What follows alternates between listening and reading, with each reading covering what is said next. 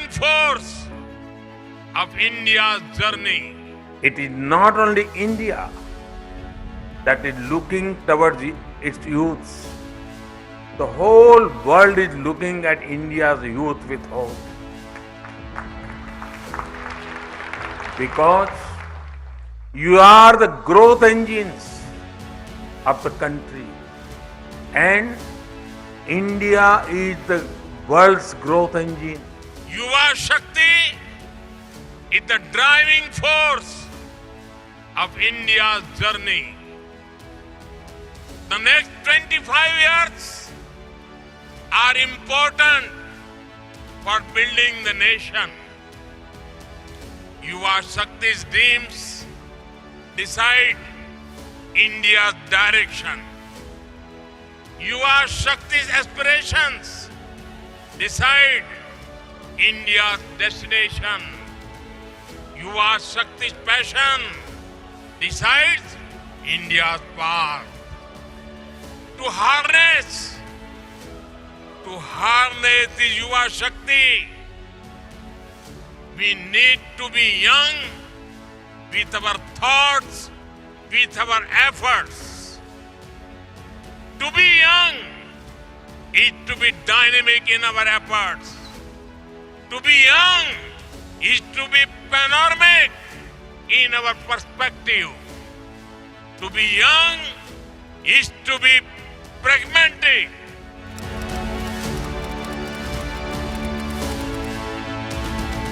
मुद्रा योजना टूरिज्म में रोजगार और स्वरोजगार को बल देने में बहुत मदद कर रही है।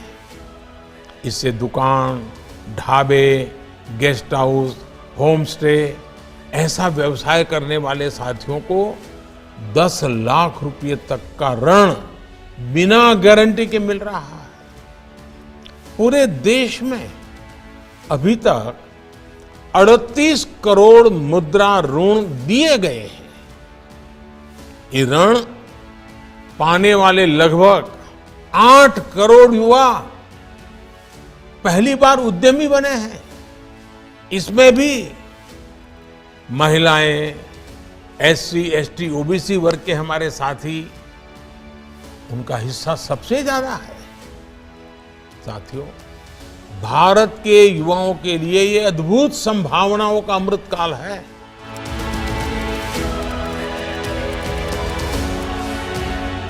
आज हम देखते हैं कि स्पोर्ट्स में भारत नई ऊंचाई को छू रहा है। इसके पीछे 2 महत्वपूर्ण वजह हैं। पहला, स्पोर्ट्स की प्रतिभाओं को विकसित करने के लिए देश में इंस्टीट्यूशनल फ्रेमवर्क को मजबूत बनाया गया। दूसरा, स्पोर्ट्स में गुरु शिष्य परंपरा का अस्तित्व और प्रभाव, जहां नई प्रतिभाओं को पहचानकर उन्हें आगे बढ़ाया जाता है, वहां शिष्य की सफलता में गुरु अपनी कामयाबी देखते हैं। किसी भी देश की प्रगति और दुनिया में उनके सम्मान का खेलों में उसकी सफलता से सीधा संबंध होता है। राष्ट्र को नेतृत्व देश का युवा देता है और खेल, स्पोर्ट्स उस युवा की ऊर्जा का, उसके जीवन निर्माण का प्रमुख स्रोत होता है। आज भी आप देखेंगे, दुनिया में जो देश विकास और अर्थव्यवस्था में टॉप पर है, उनमें से ज्यादातर मेडल लिस्ट में भी टॉप पर होते हैं।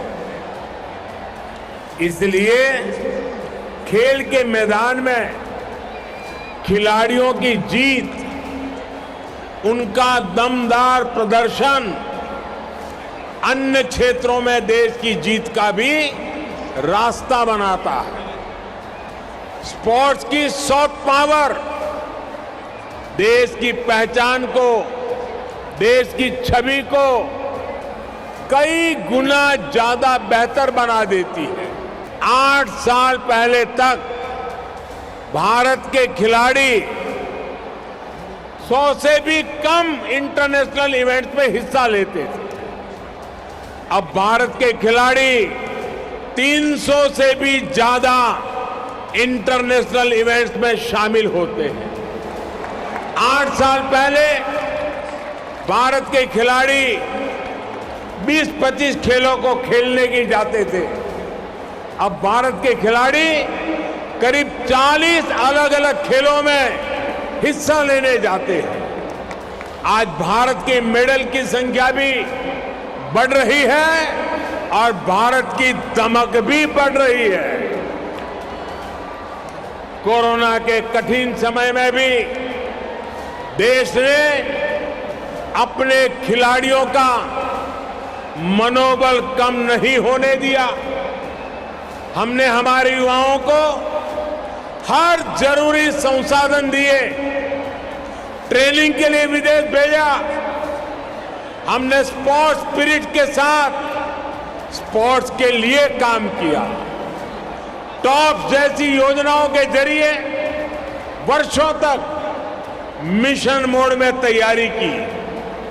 आज बड़े बड़े खिलाड़ियों की सफलता से लेकर नए खिलाड़ियों के भविष्य निर्माण तक टॉप्स एक बड़ी भूमिका निभा रहा है।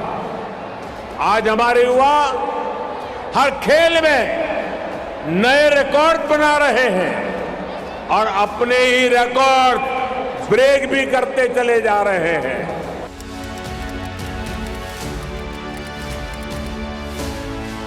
साथियों, ये युवा संवाद 2 कारणों से मेरे लिए विशेष महत्व का होता है।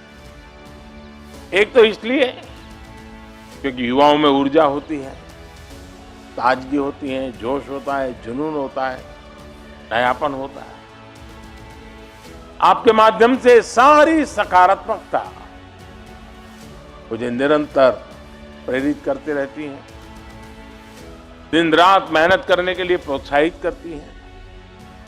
दूसरा, आप सभी आजादी के इस अमृत काल में देश की आकांक्षा, देश के सपनों का प्रतिनिधित्व करते हैं। विकसित भारत के सबसे बड़े लाभार्थी भी आप होने वाले हैं और इसके निर्माण की सबसे बड़ी जिम्मेदारी भी आपके कंधों पर है।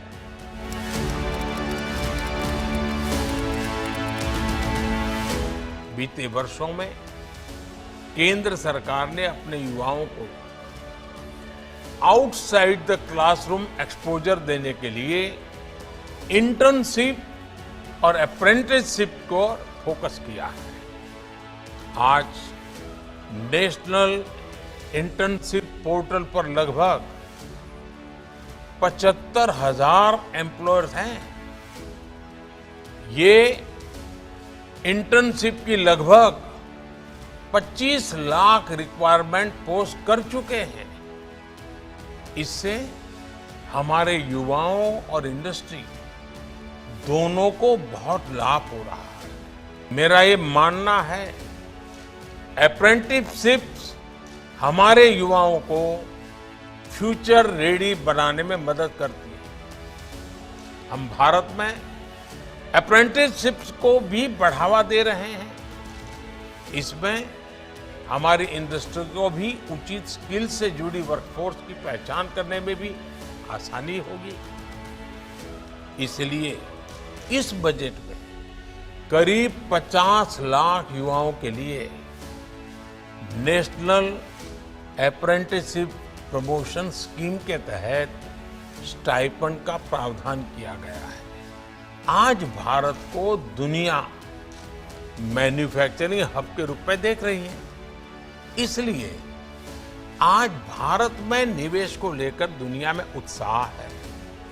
ऐसे में स्किल्ड वर्कफोर्स आज बहुत काम आती है।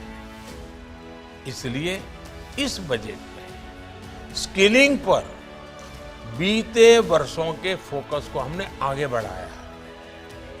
प्रधानमंत्री कौशल विकास योजना 4.0 आने वाले वर्षों में लाखों युवाओं को स्किल, रीस्किल और अपस्किल करेगी। पीएम विश्वकर्मा योजना इन कारीगरों को नया मार्केट भी दिलाने में मदद करेगी और इससे अनेक उत्पादों के बेहतर दाम भी मिलेंगे। आज सरकार ऐसे टूल्स पर फोकस कर रही है जिससे एनीवेयर एक्सेस ऑफ नॉलेज सुनिश्चित हो सके। आज हमारे ई लर्निंग प्लेटफॉर्म स्वयं में 3 करोड़ मेंबर हैं। वर्चुअल लैब्स और नेशनल डिजिटल लाइब्रेरी में भी नॉलेज का बहुत बड़ा माध्यम बनने की संभावना है। डीटीएच चैनल्स के माध्यम से स्टूडेंट्स को भी स्थानीय भाषाओं में पढ़ाई का अवसर मिल रहा है। आज देश में ऐसे अनेक डिजिटल और टेक्नोलॉजी आधारित इनिशिएटिव चल रहे हैं। इन सारे इनिशिएटिव्स को नेशनल डिजिटल यूनिवर्सिटी से और बल मिलेगा। आज सरकार का प्रयास टेक्नोलॉजी की मदद से हर सरकारी कर्मचारी को बेहतर ट्रेनिंग की सुविधा देने का है। हाल ही में जो कर्मयोगी भारत टेक्नोलॉजी प्लेटफॉर्म लॉन्च हुआ है, उसमें कई तरह के ऑनलाइन कोर्सेज उपलब्ध हैं। आज ही आप जैसे नए सरकारी कर्मचारियों के लिए एक विशेष कोर्स की शुरुआत भी की जा रही है। इसको नाम दिया गया है कर्मयोगी प्रारंभ। आप कर्मयोगी भारत प्लेटफॉर्म पर उपलब्ध ऑनलाइन कोर्सेज का जरूर ज्यादा फायदा उठाएंगे ही। इससे आपकी स्किल भी अपग्रेड होगी और भविष्य में आपको अपने कैरियर में भी काफी लाभ होगा।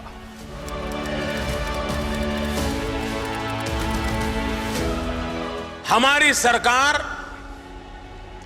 भारत के युवाओं के सामने से हर अवरोध को हटा रही है, लगातार रिफॉर्म्स कर रही है।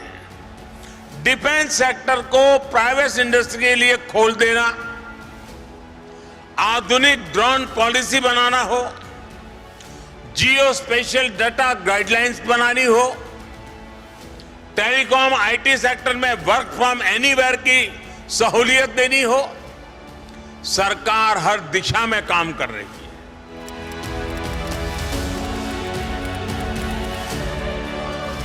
नई पीढ़ी को इस माइंडसेट से तैयार करने के लिए देश नई राष्ट्रीय शिक्षा नीति के जरिए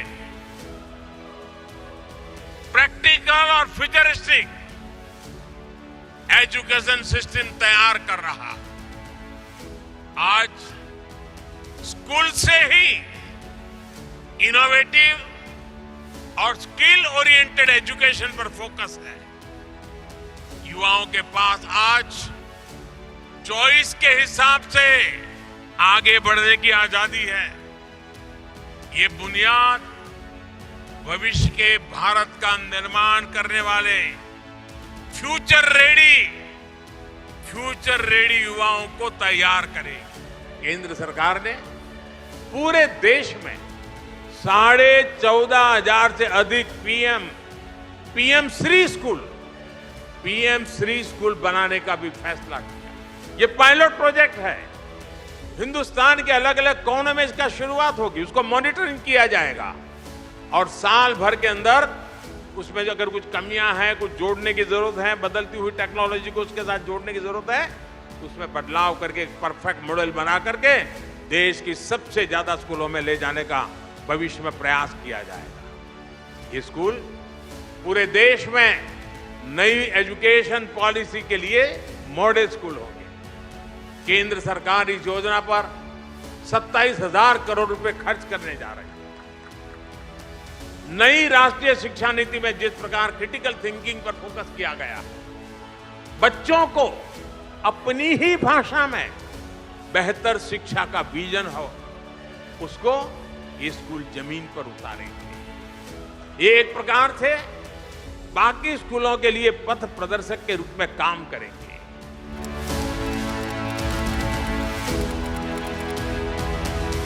2014 से पहले 10 सालों में करीब 150 मेडिकल कॉलेज बने थे। पिछले 9 वर्षों में हमारी सरकार में करीब 300 नए मेडिकल कॉलेज बने। पिछले 9 वर्षों में देश में एमबीबीएस सीटें भी 2 गुनी बढ़कर 1 लाख से अधिक हो चुकी है। पिछले 9 वर्षों में देश में मेडिकल की पीजी सीटों में भी 110% की बढ़ोतरी हुई है। हमने मेडिकल शिक्षा के विस्तार के लिए नेशनल मेडिकल कमीशन की स्थापना की है। पिछड़े परिवारों को, बैकवर्ड फैमिलीज के बच्चे डॉक्टर बन सके, इसके लिए हमने आरक्षण की सुविधा का भी विस्तार किया है। दूर दराज वाले क्षेत्रों के बच्चे भी डॉक्टर बन सके, इसलिए हमने पहली बार भारतीय भाषाओं में मेडिकल की पढ़ाई का विकल्प दिया है। इस वर्ष के बजट में 150 से अधिक नर्सिंग कॉलेज खोलने का ऐलान भी किया गया है। अगर मैं नॉर्थ ईस्ट की बात करूं, यहां भी बीते 9 वर्षों में मेडिकल कॉलेज की संख्या 2 गुने से अधिक हो चुकी है।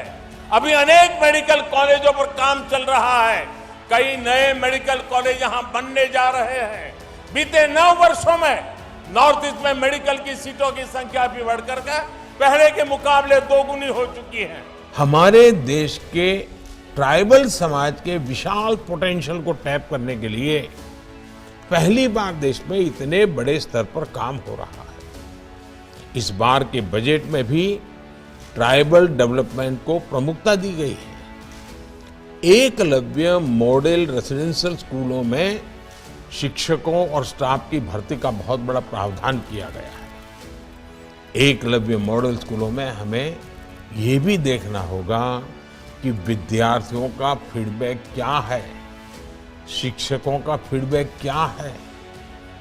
इन स्कूलों में पढ़ने वाले बच्चों को देश के बड़े शहरों में एक्सपोजर कैसे मिले, इनमें अटल टिंकरिंग लैब ज्यादा से ज्यादा कैसे बने, इस दिशा में भी हमें सोचना होगा।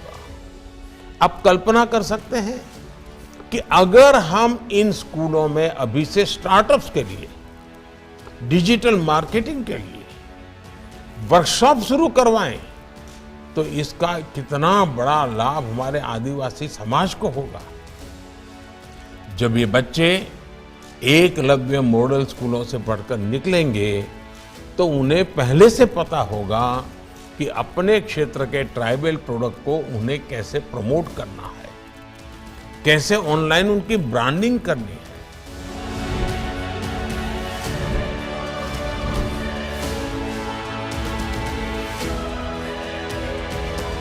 If the world looks to us for solutions, it is because of the dedication of our Amrit generation. आज गांव हो, शहर हो या कस्बा,